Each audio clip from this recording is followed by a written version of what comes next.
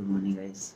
सुबह के 5:30 बज रहे हैं और हम उठ चुके हैं आज एक नए दिन और नई शुरुआत के साथ। नई शुरुआत इसलिए क्योंकि अब से थोड़ा पढ़ाई को लेके ज़्यादा कंसिस्टेंट होना है, रोज़ के 8 घंटे पूरे ही करने हैं क्योंकि हमारा प्रीलिम्स आने वाला है मई में, तो इसलिए।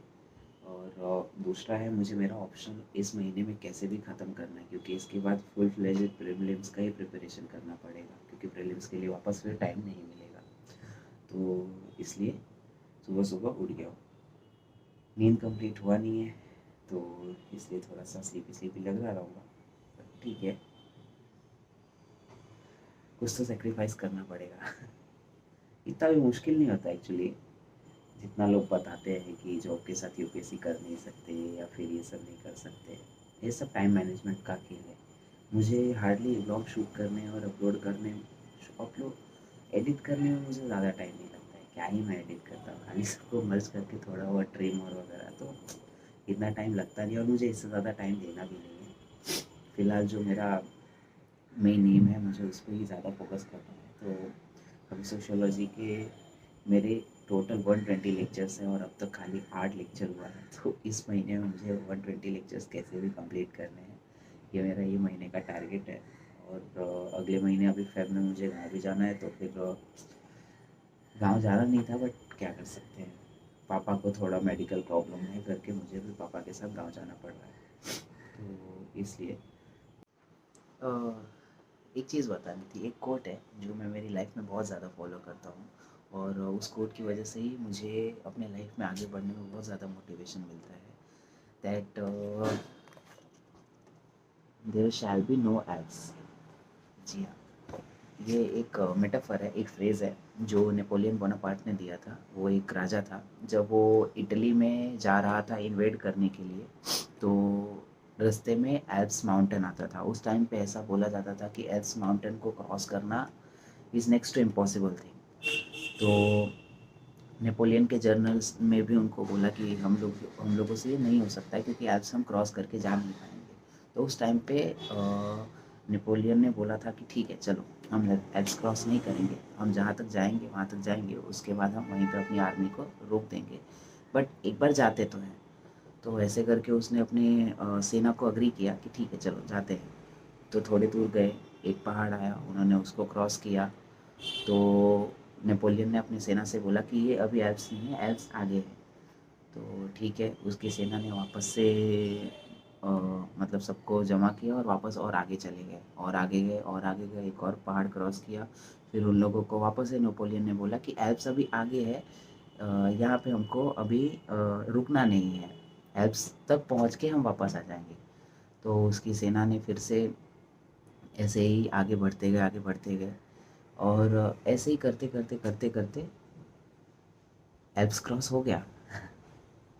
नेपोलियन ने उस टाइम पे ये फेमस कोड दिया था कि that there shall be no Alps.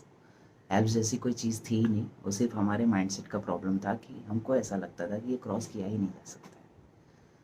तो लाइफ में हम लोगों को हमेशा ऐसे कई बार ऐसी चीज़ें आती हैं जब हमको लगता है कि हमसे होगा नहीं है। तो मैं ऐसा सोचता हूँ कि ठीक है, नहीं होगा, मान लिया, बट एक बार ट्राई करते हैं, क्या पता हो जाए।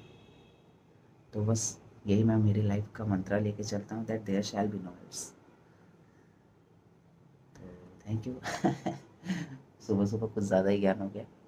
तो अभी अपना स्टडी का एक सेशन पूरा करते हैं, उसके बाद रेडी होके आपसे मिलता हूँ। वंस अगेन गुड मॉर्निंग दोस्तों। रेडी हो गए साइड पे जाने के लिए अपन, और अभी वही थोड़ा सा नाश्ता वाश्ता कर रहे हैं, दिख रहा है ये कर सकते हैं। क्योंकि बहुत अजीब लग रहा है। तो आज का सीन कुछ ऐसा है कि आज साइड पे आने वाले हैं कंसल्टेंट जो होते हैं वो स्लैब चेक करते हैं। स्लैब चेक करने के बाद स्लैब में जो भी सलिया डालते हैं, एनफोर्समेंट डालते हैं, उसको चेक करके वो ओके बोलते हैं, तो ही हम आगे उसको कास्टिंग कर सकते हैं स्लैब का। तो आज वो कंसल्टेंट आने वाले हैं, आर्किटेक्ट का भी चेकिंग है।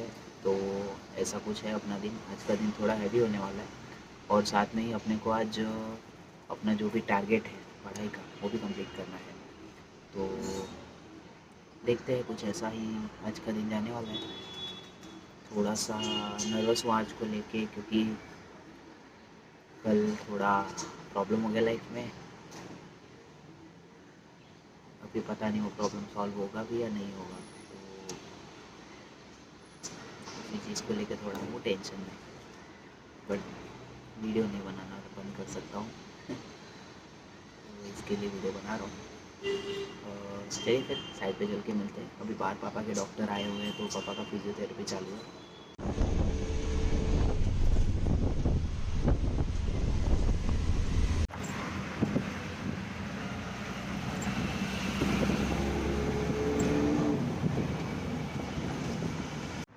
आ गए साइड पे। आज मोस्टली सब डॉक्यूमेंट वगैरह का ही काम है, तो वही लेके बैठा हूँ, क्योंकि अपना दिसंबर का पूरा सब क्लोज़ करना है। बिल वगैरह जो भी आया था उनको पैसे के लिए सब ऑफिस में भेजना है, तो इसके लिए आज थोड़ा ज़्यादा काम रहेगा। लेकिन ऐसे टाइम पे ज़्यादा मज़ा आता है। क्या, काम करते रहो तो ओवर थिंकिंग करने का ऐसा टाइम नहीं मिलता है, तो अपन बच जाते हैं उस चीज़ में। मैं बहुत बड़ा ओवर थिंकर हूँ, मैं चीज़ों को इतना ज़्यादा ओवर थिंक करता हूँ, बता नहीं सकता। तो ये सब काम वगैरह में खुद को बिज़ी रखता हूँ तो मेरे लिए आसान हो जाता है। तो अभी ये सब काम करके उसके बाद फिर जाएंगे हम अपना दूसरे साइड पे, तो आप लोगों को दिखाता हूँ हमारा दूसरा साइड कैसा क्या दिखता है वो सब। साइड पे हम काम करते हैं तो फिर कभी कभी ऐसा लगता है कि हम ज़्यादा प्रिविलेज्ड हैं, क्योंकि मुझे ऐसा लगता है कि अगर हम देखें खुद को कंपेयर करें साइड पे जो काम कर रहे हैं उनसे, तो हमारे उम्र, हमसे कम उम्र के बहुत छोटे छोटे उम्र में वो लोग आ जाते हैं यहाँ पे कमाने के लिए। मोस्टली ये जो सारे हमारे लेबर्स होते हैं वो वेस्ट बंगाल, उड़ीसा, बिहार साइड से ही आते हैं। तो फाइनेंशियल प्रॉब्लम मेजर जो रीज़न रहता है उनका यहाँ पे माइग्रेट करने का, तो उनको देख के ऐसा लगता है कि हाँ, हम तो ज़्यादा प्रिविलेज्ड हैं, क्योंकि हमको ये सब नहीं करना पड़ रहा है। तो कभी भी मुझे ऐसे लाइफ में डिमोटिवेटेड फील होता है, या कुछ ऐसा लगता है कि लाइफ हमारे साथ काफ़ी ज़्यादा अनफेयर है, तो मैं इनके बारे में ही सोचता हूँ कि ठीक है, हम तो फिर भी मतलब उनसे अच्छे कंडीशन में हैं, और एटलीस्ट हमारे माँ बाप ने हमें इतना तो कर दिया कि हम खुद के पैरों पे खड़े हो गए हैं, अफोर्ड कर पा रहे हैं अपना सब कुछ। आज के ब्लॉग में कुछ ज़्यादा ही ज्ञान हो रहा है। तो आ गया हूँ मैं अपने दूसरे साइड पे। यहाँ पे फ़िलहाल आरसीसी का काम चल रहा है। आरसीसी मतलब वही अपना कॉन्क्रीटिंग वगैरह चल रहा है। अभी स्लैब भरा था कल जो यहाँ पे, तो आज उसका स्टार्टर है। स्टार्टर मतलब कैसा रहता है कि अपने को कॉलम कास्ट करना रहता है। कॉलम से पहले एक हम लोगों को 6 इंच यानी 200 mm तक के आसपास का, 150 mm के आसपास तक का एक पट्टा भरना होता है। उसके बाद उसके सपोर्ट से हम लोग कॉलम कास्ट करते हैं। तो वही चेक करने आया हूँ यहाँ पे। और आप लोगों को ये साइड पे दिखाऊँ तो जो हमारा फ्लोर प्लान है उसका मैं आपको कुछ एक वीडियो पर दिखाता हूँ कैसा दिखता है वो। ये कंक्रीट ब्लॉक से इसका छाप काम किया गया है। ये अपना अभी पूरा रॉ फ्लैट है, अभी इसमें बांधकाम होगा, तो उसके लिए ये अपना हॉल हो जाएगा। ये जो संग पोर्शन दिखता है ये बाथरूम हो जाएगा। ये जो है ये किचन है, ये एक दूसरा बेडरूम, और ये कॉमन बेडरूम, मास्टर बेडरूम और कॉमन बेडरूम, और ये अपना टॉयलेट। तो ये ऐसा कुछ कॉन्फ़िगरेशन है। ये सब कंक्रीट ब्लॉक से छाप काम किया है। इसके ऊपर C4X का ब्लॉक लगता है। अभी मैं ऊपर जा रहा हूँ तो आप लोगों को दिखाता हूँ कि कैसा होता है वहाँ पे हम लोगों का ऊपर कास्टिंग वगैरह कैसा रहता है। ये अपना क्रेन लगा है, क्रेन का बेस लगा है पूरा। और अगर मैं आप लोगों को दिखाऊँ तो ये लिफ्ट शाफ्ट के अंदर ऐसे पूरा क्रेन लगा होता है। ऐसे बहुत से इंजीनियर्स होते हैं साइड पे जो जिनको मतलब आरसीसी में ज़्यादा इंटरेस्ट होता है और फिनिशिंग में उतना इंटरेस्ट नहीं होता है, क्योंकि फिनिशिंग बहुत ऐसे निटी-ग्रिटी वगैरह। आरसीसी कैसा है कि हम लोगों को एक बार हमने आए, चेक किए और टिपिकल लग गया कि अब हर फ्लोर पे वही काम होना है, तो हमारा स्ट्रेस इतना रहता नहीं है। तो वही रहता है। और सबसे ज़्यादा दिमाग तभी इसी वक्त ख़राब होता है क्योंकि हम लोगों को 10-10, 20-20 माला ऐसे चढ़ के जाना पड़ता है, क्योंकि लिफ्ट वगैरह कुछ लगा नहीं होता है। जो बहुत बड़े बड़े साइट वगैरह रहते हैं उन पे लगता है, बट उन पे भी 8-10 माला का स्लैब एक बार लग जाता है, उसके बाद ही लिफ्ट लगता है। तो चलो मैं आप लोगों को दिखाता हूँ कि ऊपर का स्लैब हमारा कैसा है। फ़िलहाल आप लोगों को मैं जो सीढ़ी चढ़ रहा हूँ वो दिखाता हूँ कि कैसा ओपन रहता है। थोड़ा डर लगता है कभी कभी, क्योंकि अभी यहाँ पे सेफ्टी वगैरह का चालू किया है, नीचे से नेट वगैरह लगाना चालू किया है, तो वो लग के हो जाएगा तो थोड़ा उतना टेंशन नहीं रहेगा, नहीं तो ऐसे पूरा ओपन रहता है। थोड़ा सा भी बैलेंस गया आदमी नीचे। तो थोड़ा ध्यान, जो स्लैब कास्ट किया था उसका अभी तक बॉटम वैसे ही लगा है। इसको अभी टाइम है खुलने में, मिनिमम 7 डेज़ तो रखना ही पड़ता है हमको बॉटम को ऐसे, उसके बाद ही खोल सकते हैं।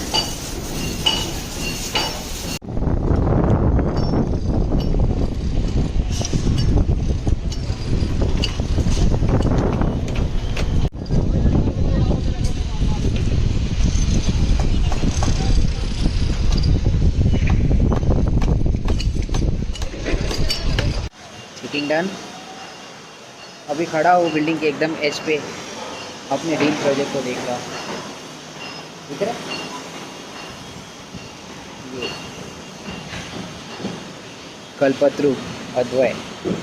फिलहाल ये सब हमारे कांदीवली बोरीवली में ये one of the post project वगैरह में बोल सकते हैं इसको।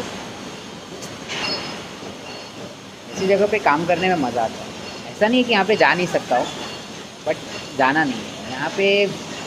जाके अपना ग्रोथ रिस्ट्रिक्ट हो जाता है। एक काम तो एक ही काम, उससे ज़्यादा दूसरा हम कर नहीं सकते। और ऐसे जहाँ फ़िलहाल मैं हूँ यहाँ पे सब चीज़ हमको देखना है, तो आगे चल के अगर हमको कॉन्ट्रैक्टर या बिल्डर बनना है ना, तो ये सब चीज़ें बहुत ज़्यादा हेल्प करती है।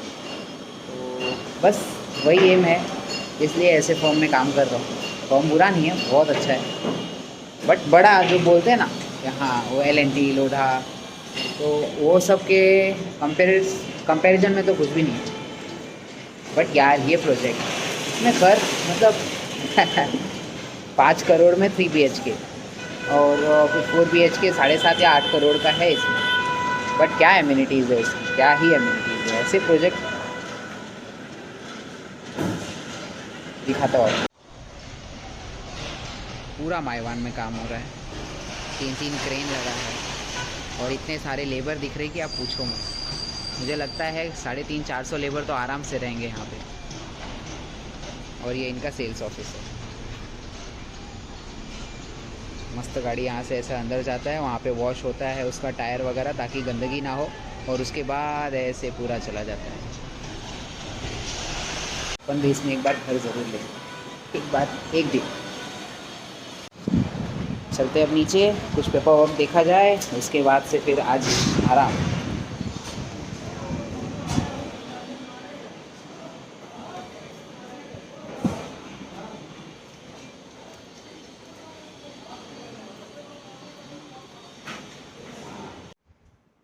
Back to home. आते ही घर पे जो ही मैं सोया हूँ बिना कपड़े बदले, कुछ भी पूछो मत। तबीयत कुछ थोड़ा ठीक नहीं है। घर पे आया, कुछ करने का मन नहीं कर रहा था, ना पढ़ा ना कुछ। 6 बजे का घर पे आया हूँ, अब भी आधे घंटे पहले आँख खोली है। हम लोग एडिट करने का थोड़ा भी शरीर में जान नहीं है, पता नहीं क्यों। बहुत ज़्यादा तबीयत ठीक नहीं लग रहा है, बट कंसिस्टेंसी करना है, करेंगे। तो आज का ब्लॉग यहीं पे ख़त्म करते हैं।